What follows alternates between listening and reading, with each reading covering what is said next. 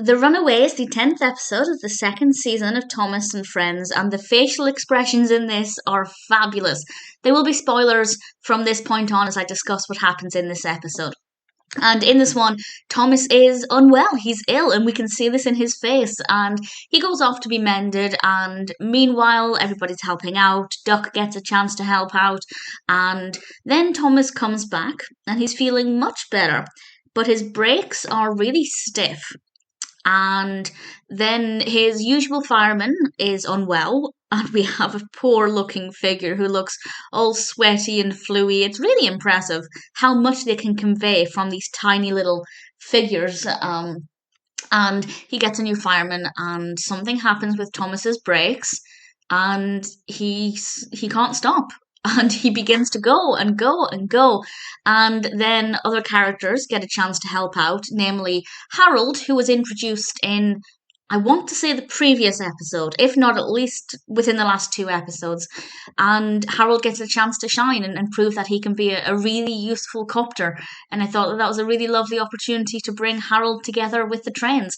Thomas's face is just amazing. He has various different facial expressions, and by the end, he looks so unwell. He's red in the face. I'm really impressed with it. The facial expressions are something that I love exploring as an adult because as a child, while I'm sure I was aware of them, I don't ever remember having a particular fondness for them. But as an adult, I can have a great appreciation for just how much effort they made with the facial expressions because they're always different, and that's something I really love.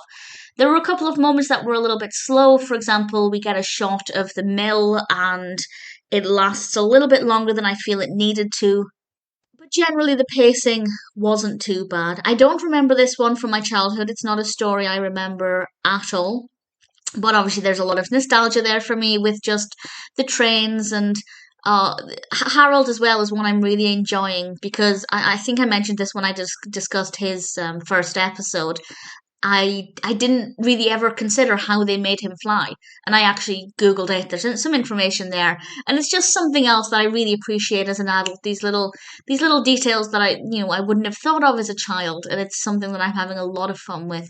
I love model railways. If I was a multimillionaire and not a minimalist, I would have a model railway. It's kind of one of those dreams. I feel a lot of people are very, very similar.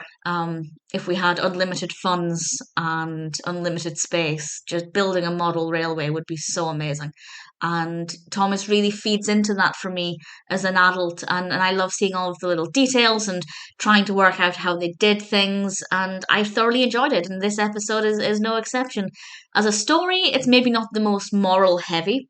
Some episodes definitely have a lot more educational opportunities. Some of them are more of an adventure story. This one definitely falls into that category, as I can imagine, children getting very overexcited at Thomas being a runaway and not knowing how he's going to stop.